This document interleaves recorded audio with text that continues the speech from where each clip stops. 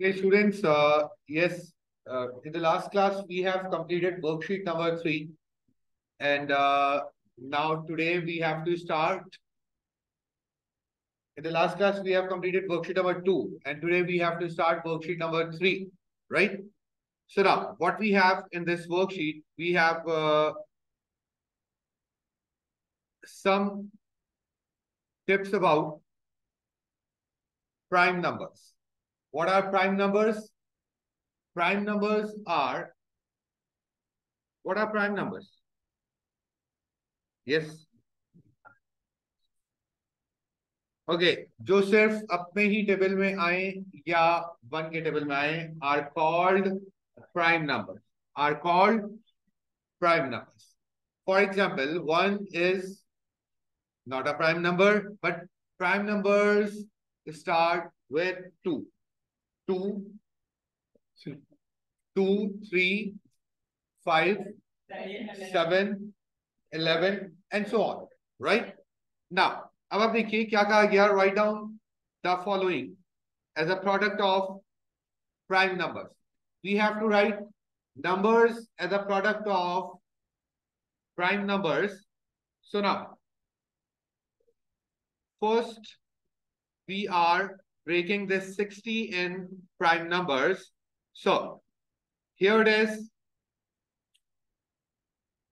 60 को अगर prime factors में लिखा जाए तो स्टार्ट होंगे बेटा लीस्ट प्राइम नंबर से कहां से लीस्ट प्राइम नंबर से 2 से स्टार्ट हुए सो 2 3s are 6 0 2 1s are 2 and 2 5s are 10 इसके बाद 2 से नहीं आप डिवाइड कर सकते सो देयरफॉर 3 5s are 15 अब 3 से डिवाइड नहीं कर सकते तो we have 5 1s are 5 so 60 is equals to 60 is equals to कितनी बार 2 आया हमारे पास 2 बार it is 2 square multiply by 3 multiply by 5 these are the product of prime factors these are the product of prime factors हमें यहां पर numbers को product of prime factors में लिखना होगा one more I'm doing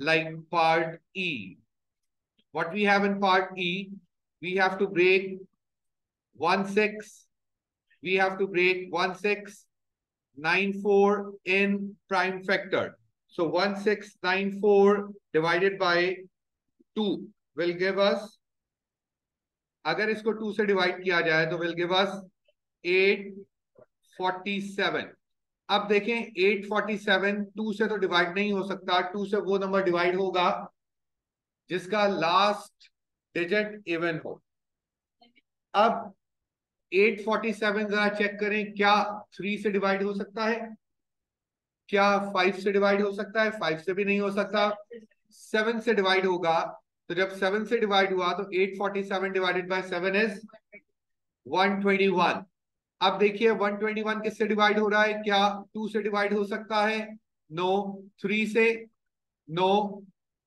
5 से नो 7 से no 11 से so it will be 11 how much 11 and now after that 11 सिर्फ अपने ही टेबल में आएगा so 11 ones are therefore 1694 is equals to 2 multiplied by 7 multiplied by 11 square these are the prime factors for 1694 yes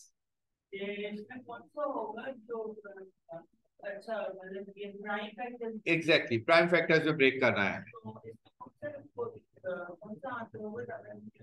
बेटा 1694 the prime factors answer is 2 multiplied by 7 multiplied by 11 square we have to write the whole number as product exactly are you clear बात समझ में आ रही now according to this start working on B C and D hurry up and one more thing stop working guys look at the board we have to divide 315 by its prime factor so first 2 के table से तो हो नहीं सकता ही 3 के table से होगा अब आप देखिए 3 1 जा 3, 3 1 जा 3 एंड 3 5 जा 15। अगर दो डिजिट एक साथ कैंसिल हो रहे हैं लास्ट टू डिजिट्स, तो हमने क्या लिखना है? 3 5 जा 15 तो लिखेंगे, लेकिन साथ में क्या आ जाएगा? एक जीरो आ जाएगा। तो ये चीज जरा ध्यान में रखिएगा। अगर इसको आपने डायरेक्टली 15 लिख दिया तो आपका आंसर गलत हो जाएगा। तो you have to write like 1 0 5, दो डिजिट एक साथ चले गए तो साथ में एक जीरो ऐड हो जाएगा। And after that 105 divided by 2 के टेबल में आता है? नो। फिर किस टेबल में आता है ये? 105 3 के टेबल में आएगा। So it will be 3 3s are 9 and 3 5s are 15. Next one कौन से टेबल में आएगा? 5 how much? 7. Next 7 how much? 7 1. So 315 is equals to 3 square multiplied by 5 multiplied by 7, the product of prime factors. Hopefully it is clear. Okay, students, now question number 2. Question number 2 is, in the first part, list prime factors of the following pairs of numbers. And in the second part, list the factors which each pair have in common. अब देखिएगा, how can we solve this? In the first 2a, 2a1. First हम 36 को break करेंगे prime factors में.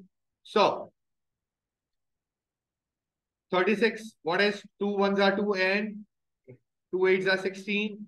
After that 2 9s are 18. After that 3 3s are 9 and after that 3 1s are 3. हम लिख सकते हैं 36 equals to 2 square multiplied by 3 square and after that 90.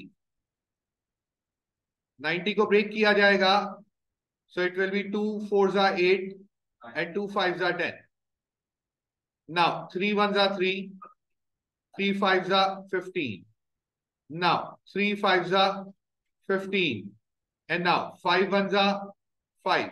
So 90 equals to 2 multiplied by 3 square multiplied by 5. This is the answer of part 1 and now part 2 result is, list the factors which each pair have in common. इनमें से common लिखना है आपने। तो बच्चों 2 square और 2 में से कॉमन क्या है? 2। 3 स्क्वायर एंड 3 स्क्वायर में से कॉमन क्या है? 3 स्क्वायर एंड नथिंग मोर। और कोई चीज कॉमन नहीं आ रही। Now start working on part C D and F.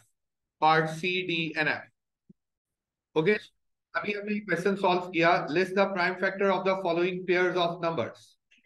Right, हमने प्राइम फैक्टर्स लिख लिए दोनों नंबर्स के अलग अलग।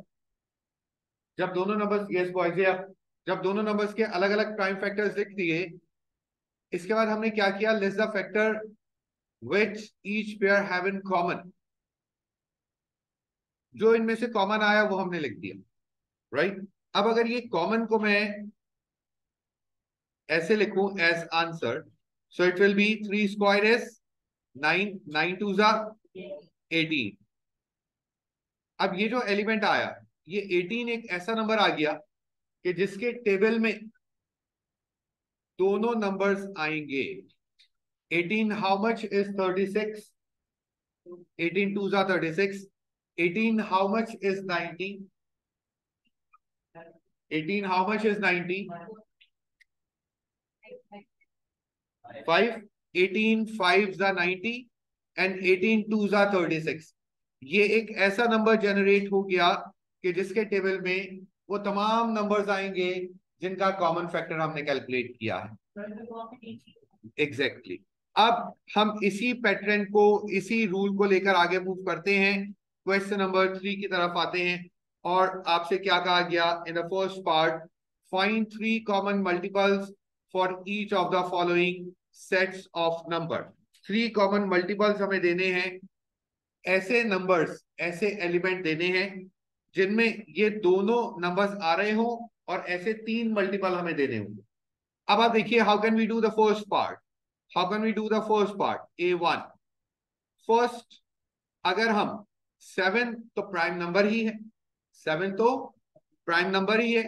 अगर हम इस 7 का एलसीएम लें तो क्या होगा? 7 का एलसीएम अगर लें तो 7 वन जा 7, 7 पर सिर्फ एक ही वैल्यू आ रही है 7, राइट।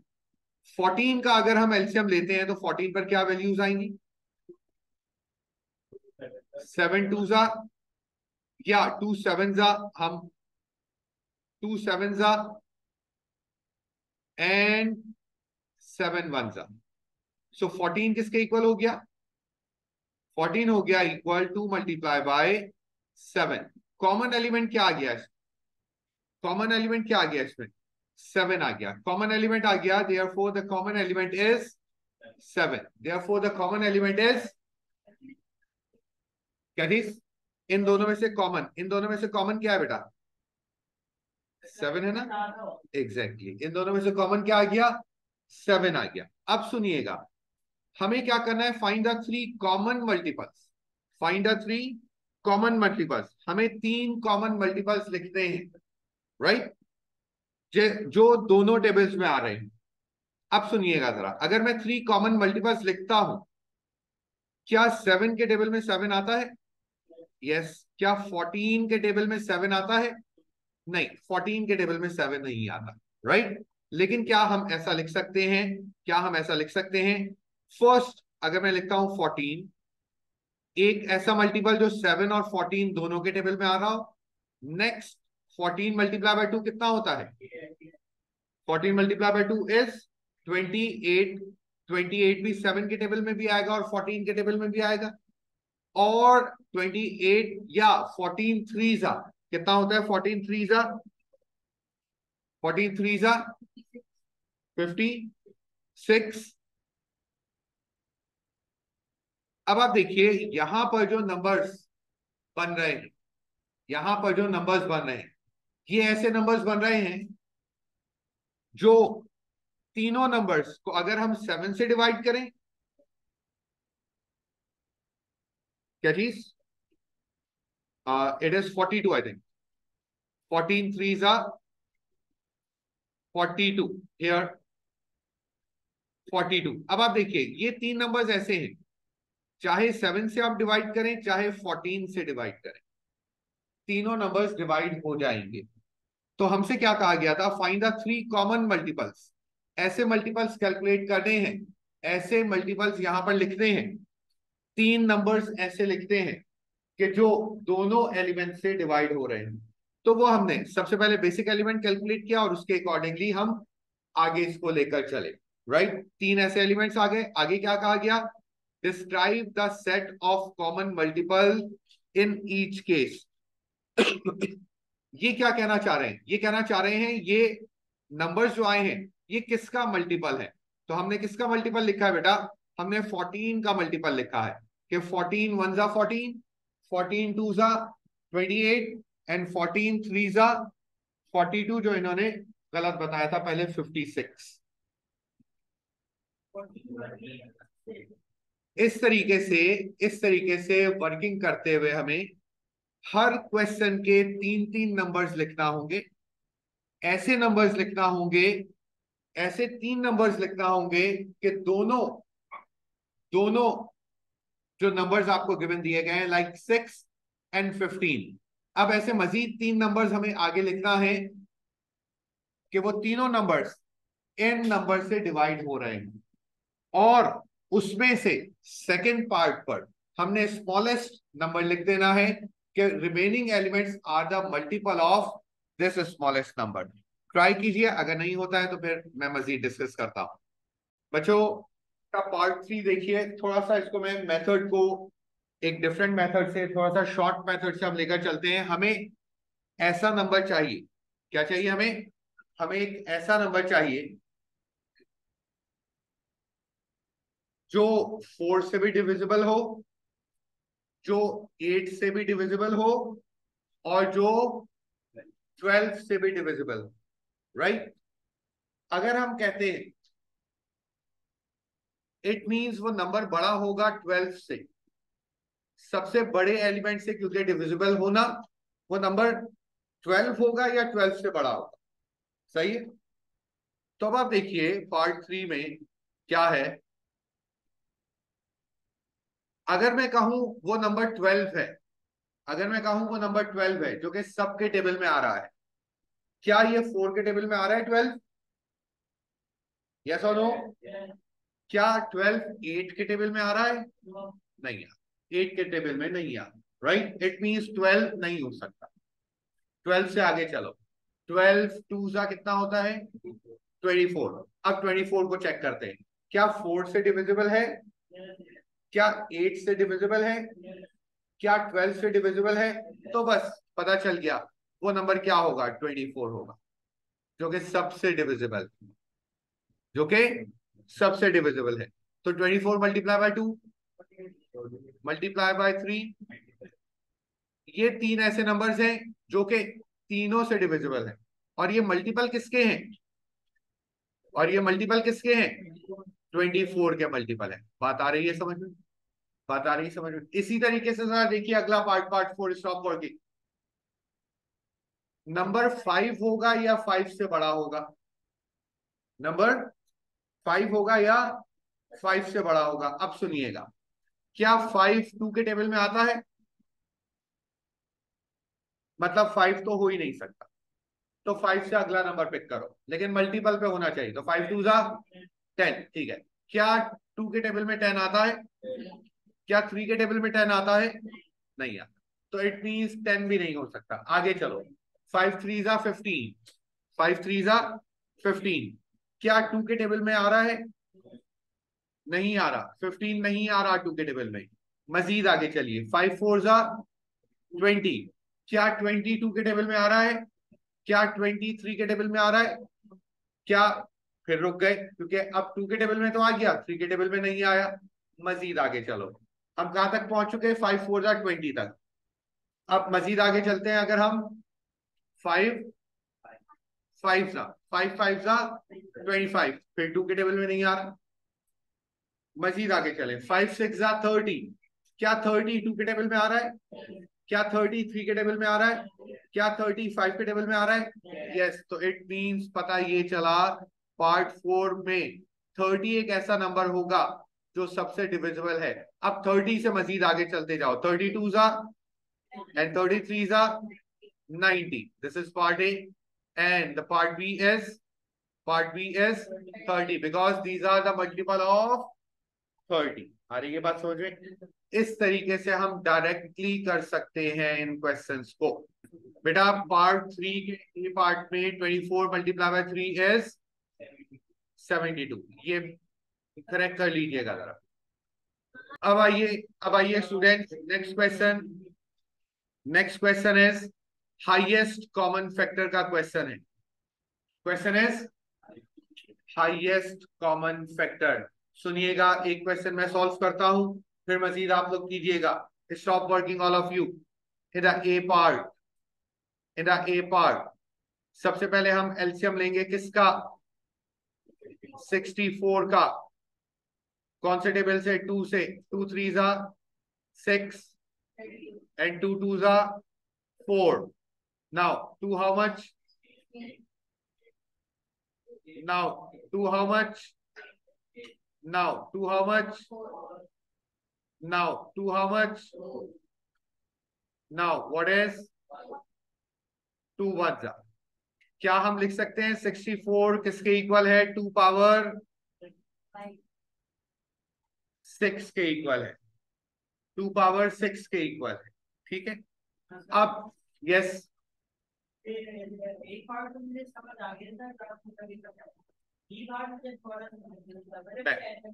इसके बाद यस। नाउ 96 का अब हम एलसीएम लेंगे। 96 का एलसीएम लेंगे। 2 4 जा 8 and 2 8 जा 16. Now 2 how much? Now 2 how much? Now 2 how much? Now 2 how much? Now 3 how much? 1. क्या हम लिख सकते हैं 94 इक्वल्स टू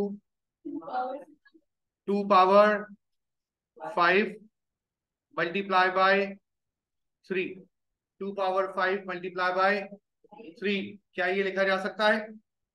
अब सुनिएगा, we have to calculate its HCF, highest common factor. ऐसी बच्चों, हाईएस्ट कॉमन फैक्टर जब हम कैलकुलेट करेंगे, याद रखिएगा, how can we calculate highest common factor? Highest common factor इस क्वेश्चन का क्या हो जाएगा? जो कॉमन एलिमेंट होगा वो हाईएस्ट कॉमन फैक्टर होगा। तो इसमें कॉमन क्या आ रहा है इन दोनों में? 2 की पावर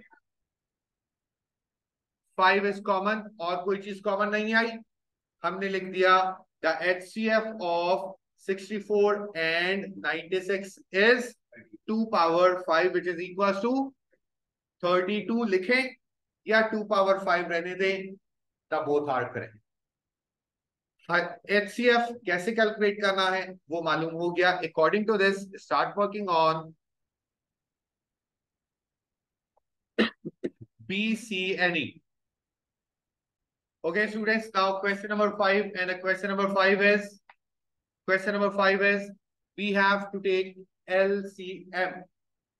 HCF क्या होता है? हाईएस्ट कॉमन फैक्टर, और LCM क्या होता है? लीस्ट कॉमन मल्टीपल या लोएस्ट कॉमन मल्टीपल। ठीक है, अब आइए, अगर क्वेश्चन नंबर 5 पार्ट सी में सॉल्व करता हूं, यहां पर पार्ट सी 52 का एलसीएम लिया जाएगा।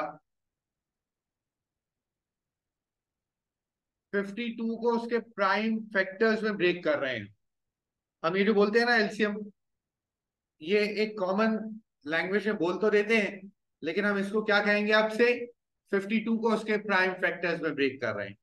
52 को या किसी भी नंबर को कौन से टेबल से होगा? How much two how much 13 how much? So 52 किसके इक्वल हो गया? 2 स्क्वायर मल्टीप्लाई बाय 13।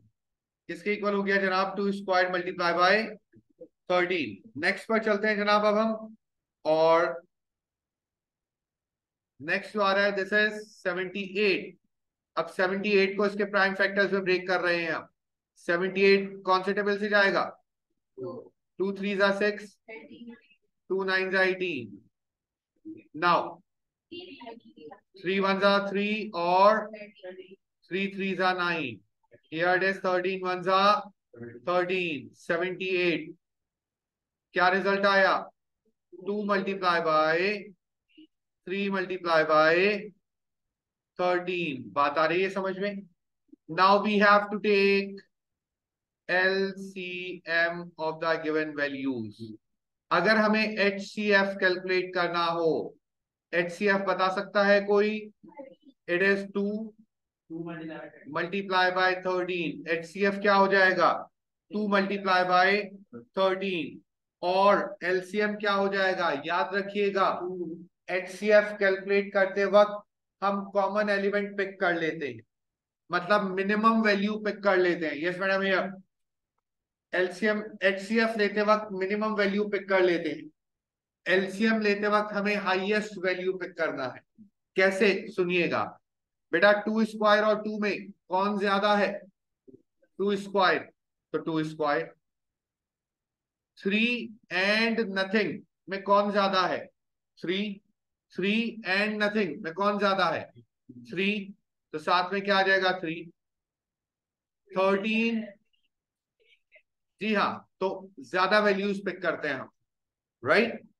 13 एंड 13 में कौन ज्यादा है? 13 ही ज्यादा है। तो एलसीएम क्या आ गया? 13 multiply by 3 multiply by 2 square. बात आ रही है समझ में? तमाम वैल्यूज को लिखना एलसीएम कहलाता है, कॉमन वैल्यूज को लिखना HCF कहलाता है। बात समझ में आ रही है? Any confusion? Any confusion? Start कीजिए working part C and part D. Start working part B and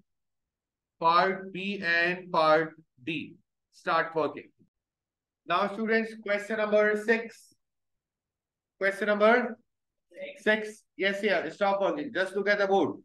Question number 6, we have to take HCF of 150, HCF of 156 and 216. सबसे पहले मैं 156 को इसके प्राइम फैक्टर्स में ब्रेक कर रहा हूं।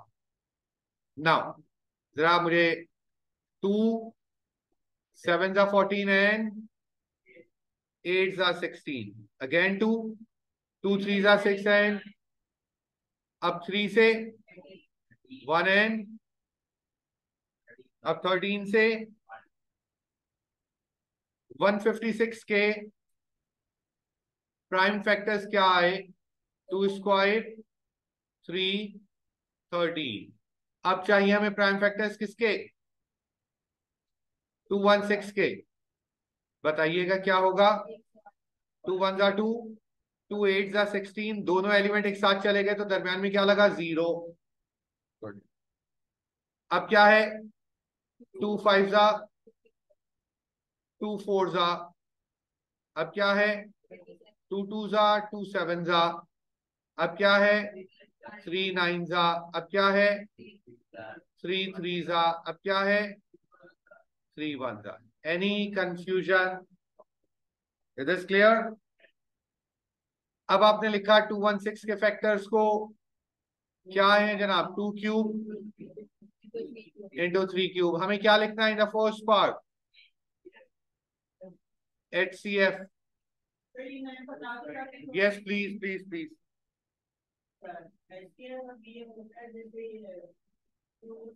2 square multiply by 3 multiply by 3।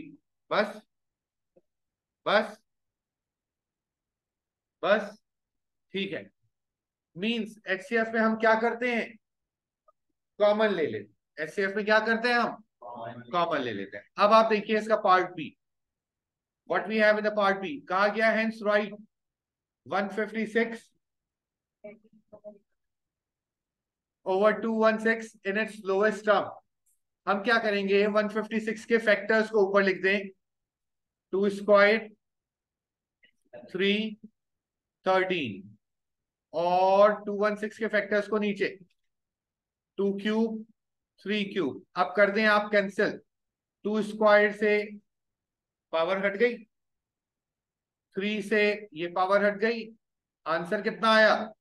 ऊपर क्या रहा? 13 और डिवाइडेड बाय 3 2s are, ये 3 स्क्वायर बचेगा ना? 3 स्क्वायर बचेगा तो 9 2s are 18। This is the final answer. बात समझ में आ रही है? Are you clear? So students, आज हमने प्राइम फैक्टर्स, एलसीएम, एचसीएफ को डिस्कस किया है। इंशाल्लाह in the next class we'll see significant figure, decimal places, accuracy हम चेक करेंगे कि एक्यूरेसी किस तरीके से आती है किसी भी नंबर, राइट? आज के लिए इतना काफी है। इंशाल्लाह we'll do more in our next class.